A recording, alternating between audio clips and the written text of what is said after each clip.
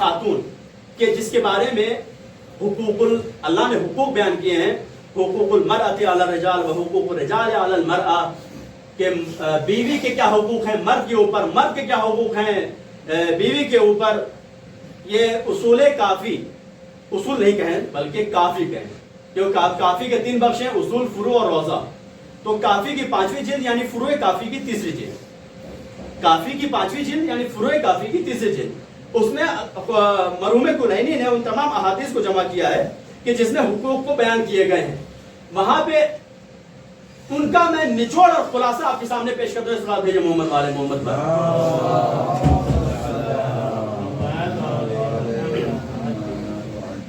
حقوق جو بیان کیے گئے ہیں ائمہ کی روایات میں، یہاں پہ میں رک کر کے چند چیزیں بیان کر دوں بس.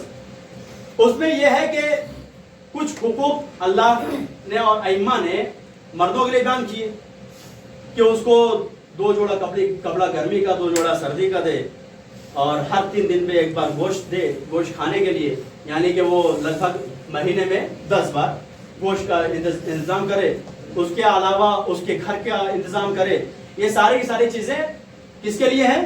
کہ مرد اپنی خاتون کے لیے مہیا کرے. اور دوسری طرف خواتین کے کچھ حقوق بیان کیے گئے ہیں کہ خواتین کے لیے ضروری ہے کہ اپنے حق اپنے شوہر کو دے. خاتون اپنے شوہر کی اجازت کے بغیر گھر سے باہر نہیں نکال سکتی قدم.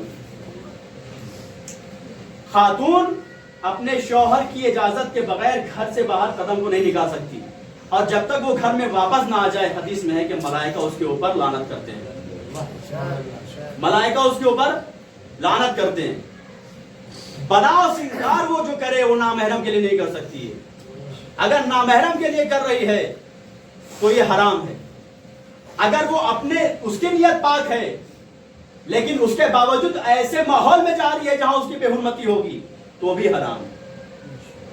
مثلا میک اپ کیا اس نے، نقاب پہن کر کے ایک ایسی پارٹی میں پہنچی، ایک ایسے گھر پہنچی کہ جو گھر اسلامک نہیں ہے، متدین نہیں ہے، حجاب کی رعایت نہیں کرتا ہے. وہ ویڈیو بھی بنائے گا، نامحرم اس کے گھر میں بھی داخل ہوں گے. وہ لاکھ بڑا شیعہ ہو، وہ لاکھ بڑا انسان، اچھا انسان ہو، ٹھیک ہے. لیکن ہاں دوسری طرف سے یہ بھی دعویٰ کیا جا سکتا ہے کہ وہ انسان بہت متقی اور پرہیزگار ہے، اس کے گھر کے تمام بچے شریف ہیں، نامحرموں کو نہیں دیکھا کرتے ہیں، ساری باتیں اپنی جگہ ٹھیک ہیں، لیکن پھر بھی حرام کا ارتکاب یہاں پایا جا رہا ہے کہ تم نے میک اپ کر کے اپنے آپ کو ایسے معاشرے میں ڈالا ہے، بھیجا ہے کہ جہاں تمہاری ناموس کی حفاظت نہیں کی جا سکتی ہے. اور اس کے علاوہ بہت زیادہ حقوق بیان کیے گئے ہیں.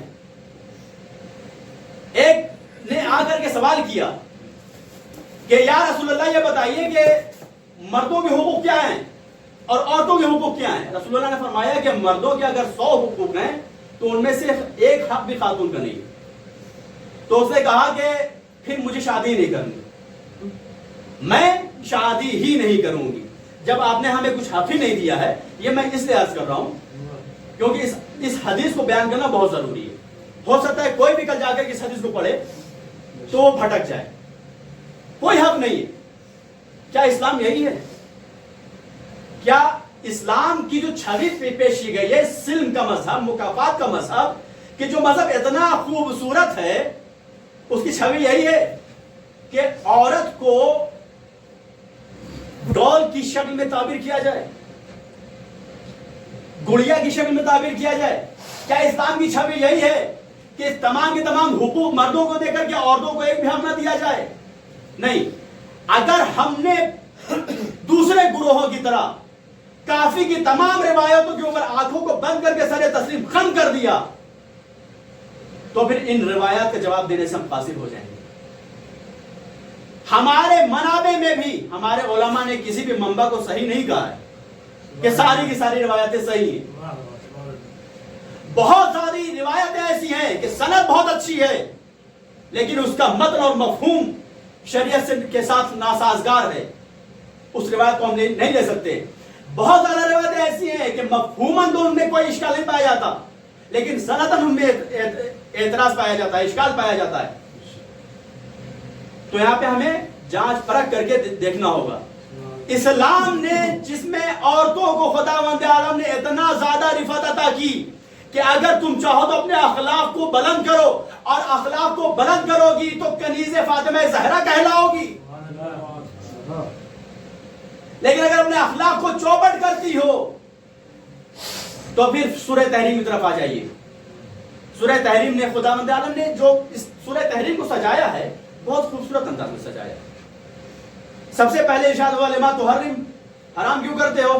پھر ڈائریکٹ خطاب ہے بیویوں سے، کیا ان تتوبا الی اللہ فقد صغت قلوبکما، دیکھو تم توبہ کر لیتی ہو تو اچھا ہے، نہیں کرتی ہو تو تم کچھ بگاڑ نہیں پاؤ گی ہمارے حبیب کا، کچھ نہیں کر پاؤ گی۔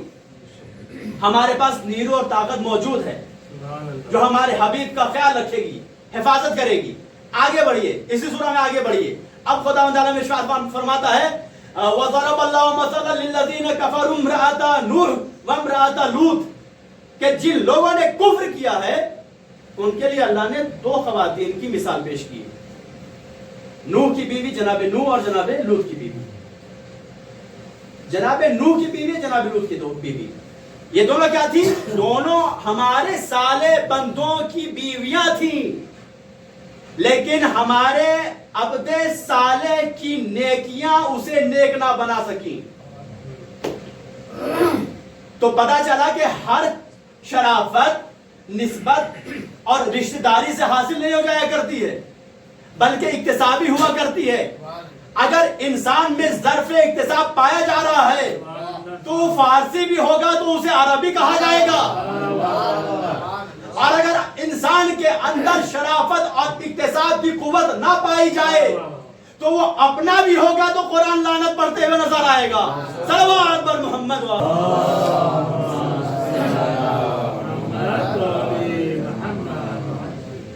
اور پھر اس سورہ کے آگے بڑھیے آپ، کیا ارشاد فرماتے ہیں خداوند عالم کہ جن لوگوں نے کفر کیا ان کے لیے دو بیویوں کی مثال دے رہا ہوں میں، لوط اور جناب نوح کی بیوی، دونوں اچھے، دونوں نبی کی بیویاں، فخانتاہما، ان دونوں نبیوں کے ساتھ خیانت کی، نعوذ باللہ، ان کا دامن عفت ناپاک اور میلا نہیں تھا۔ یہاں پہ خیانت سے مراد یہ ہے کہ ان دونوں نے اپنے نبی کے اوپر ایمان، یہ دونوں نہیں لائیں، ایمان نہیں تھا، نبی بھی ہے شوہر بھی ہے لیکن شوہر کے اوپر ایمان نہیں ہے، نبی کے اوپر ایمان نہیں ہے۔ مطلب کیا ہے؟ نبی کہہ رہا ہے کچھ، یہ کر رہی ہے کچھ۔ نبی نے کہا کہ دیکھو یہ راز میں حفصہ تم سے بتا رہا ہوں، کسی اور سے جا کے نہیں بتانا، مگر پھر بھی کھڑی ہوئی جا کر کے 10 جگہ 10 گھروں میں لگایا کہ رسول اللہ نے یہ فرمایا۔ ہوا ہے، اسی سورہ کی تفسیر میں ہوا ہے۔ اس سورہ کی تفسیر میں نہیں پڑھنا چاہتا ہوں کیونکہ خود میرا ایمان اس تفسیر کے اوپر نہیں، اگر ہوتا تو میں پڑھتا۔ اس تفسیر کی طرف بس اشارہ کیا میں نے۔ تو یہ دو عورتیں چوپٹ تھیں، نبی کی بیوی ہونے کے باوجود کچھ صحبت اثر نہ کر سکی۔ اب خداوند عالم دو اور بیویوں کی مثال دے رہا ہے، کیا؟ وَضَرَبَ اللَّهُ مَثَلًا لِلَّذِينَ آمَنُوا امْرَأَتَ فِرْعَوْنَ، کہ جو لوگ ایمان لے آئے ان کے لیے اللہ مثال دیتا ہے کس کی؟ فرعون کی بیوی۔ اور یہ آج کے وقت ہمارے دور میں، بلکہ ہر دور کے لیے، یہ خواتین کے لیے نمونہ عمل آیت ہے۔ بھائی کسی کا بھی شوہر، آج یہ ہو سکتا ہے کہ میری آواز بہت دور تک جائے، کسی کا بھی شوہر لاکھ برا ہو، فرعون تو نہیں ہوگا نا،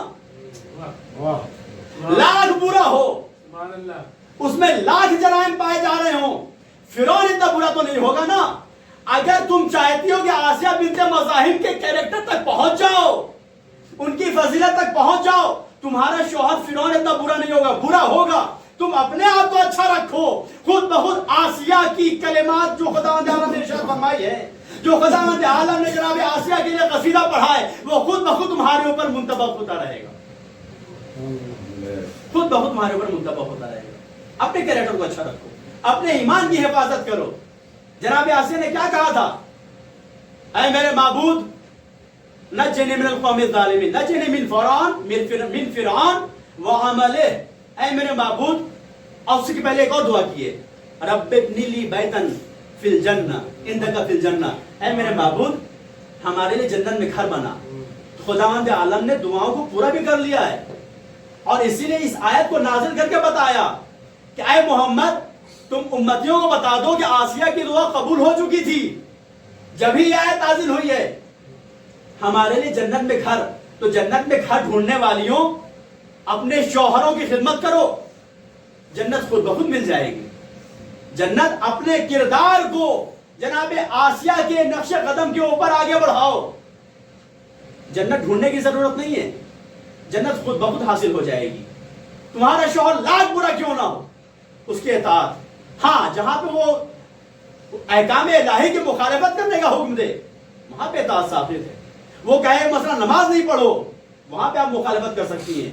वो कैसा कहे कि झूठ बोलो, वहां पे आप मुखालिफत कर सकती हैं। लेकिन जहां पे उसके अहकाम और फरामीन वाजिब हैं, वहां पे डबल वजूब आपके ऊपर आएगा।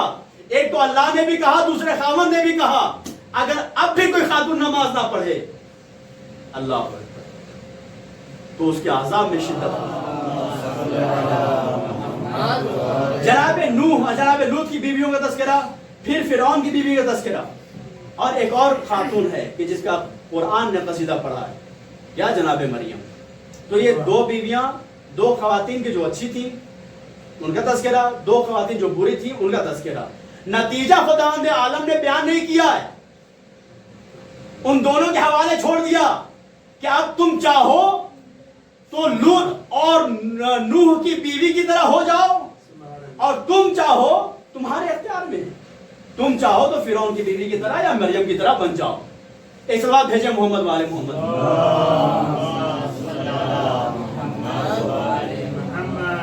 अज़ीज़ान मोहतरम, तो यहाँ पे रास्ते दोनों खुदावंद आलम ने क्लियर रखे हैं, साफ है रास्ते।